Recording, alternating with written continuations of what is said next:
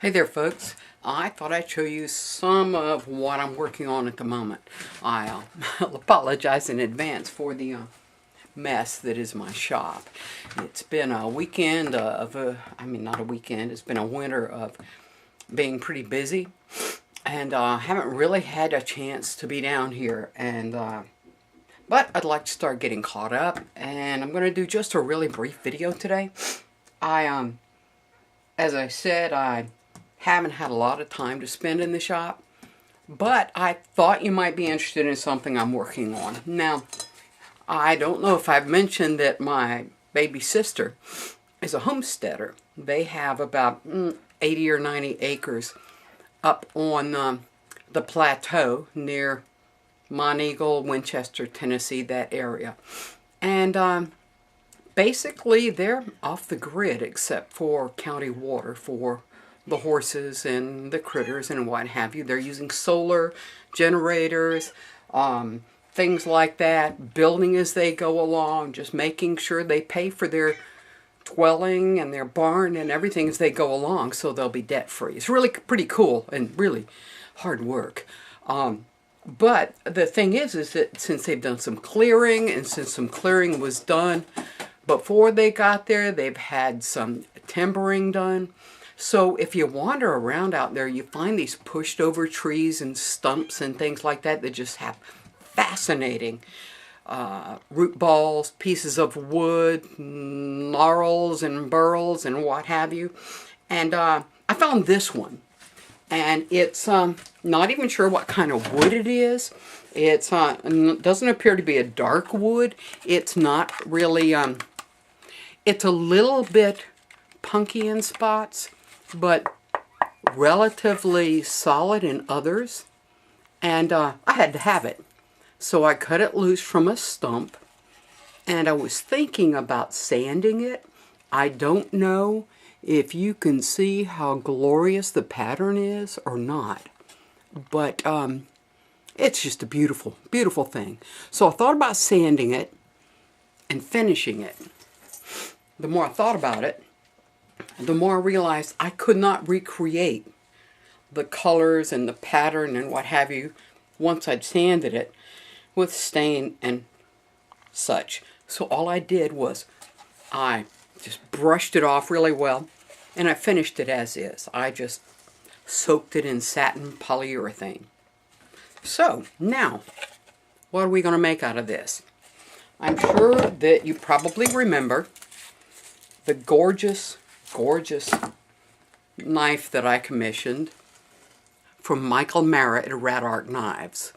Now, anytime you have a really beautiful blade, you know, this one, I don't carry it all the time, obviously. It's almost more like a piece of jewelry than it is a knife to carry all the time. I carry it on special occasions. Matter of fact, I carried it when I got married. So here it is, and I had kind of a little stand that was meant for another knife that I've had it on so that it wouldn't be in the leather, and taking an opportunity to get moisture and rust on it and that sort of thing.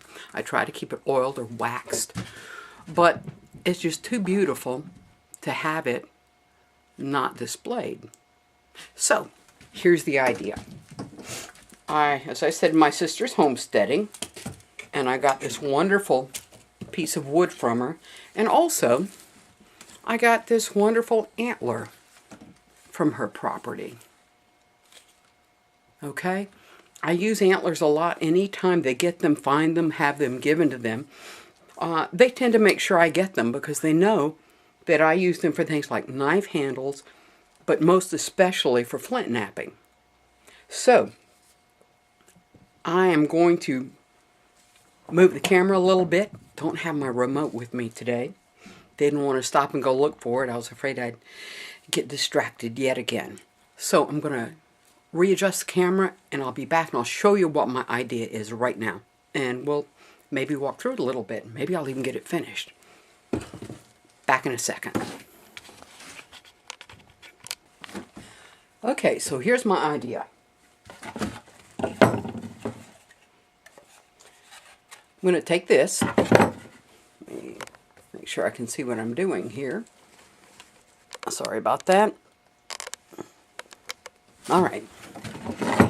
This is going to be the base. Now, my idea is to take the antler and have it wrap around thusly. Alright? It just is, it's beautiful. It's very organic. I love it. And then, what I'll do, once I have that all pinned in place, is the knife will rest thusly. I think that's going to be just beautiful. I've got a few little things I have to do. I've got one hole already drilled to pin this end of the antler to the wood. And I have to finish deciding exactly what angle I want with this and finish it up. I may actually cut a small divot here so that the knife either rests against the wood or a divot where it can rest, the point can rest against the antler. So I'm going to work on that and we'll go from there. I'll be back. We'll see how it works.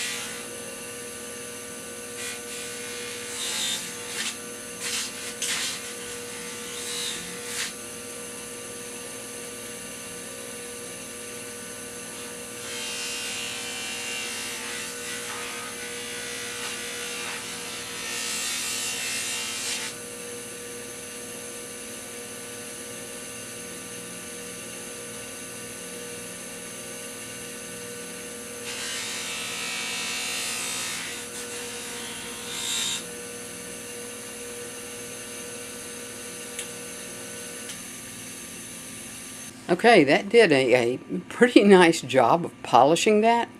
I do see there's some scratches in there from the sander because I forgot I had a coarse belt on it. So I will rub those out, but there is no polish of any kind on this except for the compound that I used to buff it with. That's just shiny antler.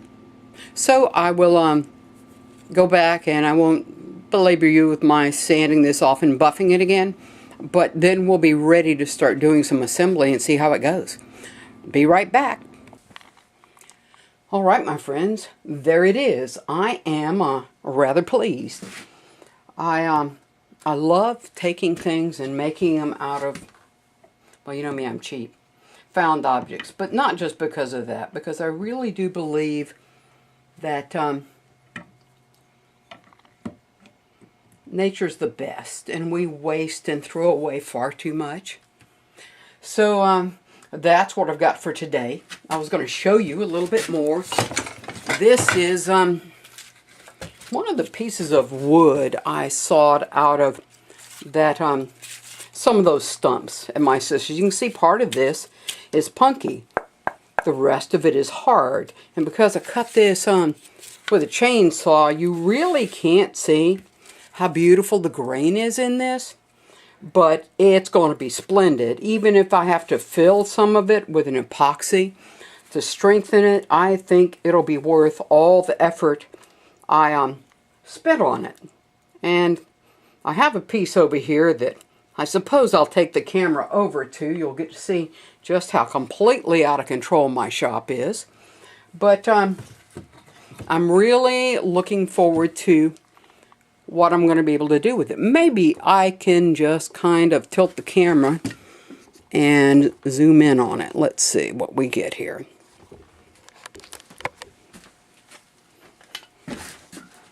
All right. This is a this is a chunk of wood that I pardon me, avalanche, dragged up out of the woods.